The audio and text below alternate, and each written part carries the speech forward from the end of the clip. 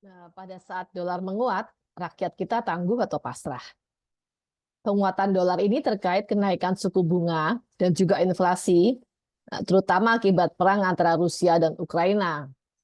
Dampak langsung adalah nilai impor menjadi lebih mahal, terjadi tekanan pada neraca perdagangan, hutang luar negeri meningkat, investasi asing, sektor keuangan, dan industri tertentu itu mengalami goncangan cash flow mereka.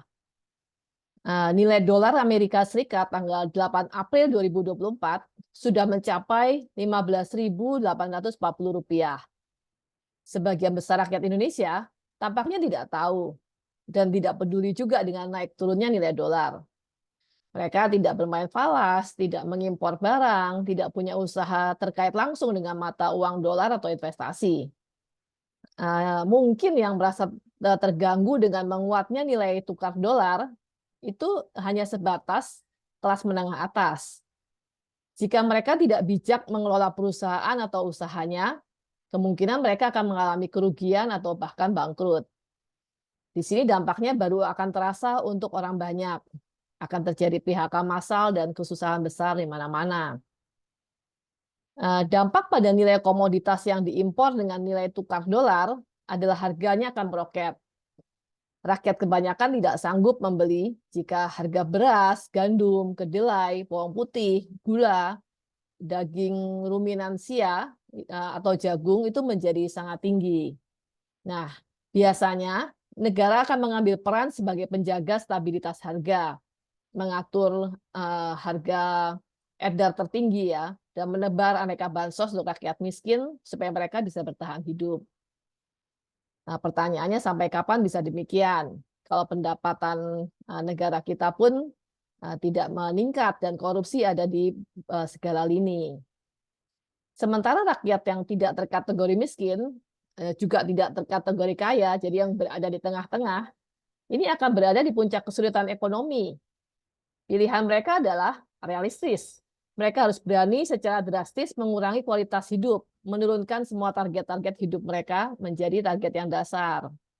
Nah, di sini terlihat keadaan sebenarnya ya tentang sebagian rakyat Indonesia. Mereka lemah, hidupnya tergantung dari perlindungan ekonomi, kekuasaan negara, dan juga bansos. Piramida ketahanan ekonomi kita ini rapuh. Namun ada keistimewaan dari sebagian kecil rakyat Indonesia. Ini kelompok masyarakat adat atau suku yang masih punya tanah atau hutan adat yang hidup secara mandiri, memenuhi kebutuhan kelompok komunal mereka sendiri. Mereka tidak tergantung beras, gula, bawang putih, atau gandum impor. Mereka tidak bekerja sebagai buruh perusahaan.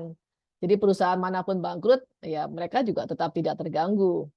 Mereka terganggu saat hutannya diambil alih oleh perusahaan-perusahaan atau saat tempat hidupnya dicemari oleh limbah. Sebagian besar dari kita mungkin telah terikat pada makan nasi yang berasal dari beras padi impor, tepung terigu dari gandum impor, atau rasa manis gula pasir impor. Dari menguatnya harga dolar, kita dapat belajar. Kita bisa bersiap mencontoh pilihan hidup mandiri yang diambil oleh beberapa suku di Indonesia.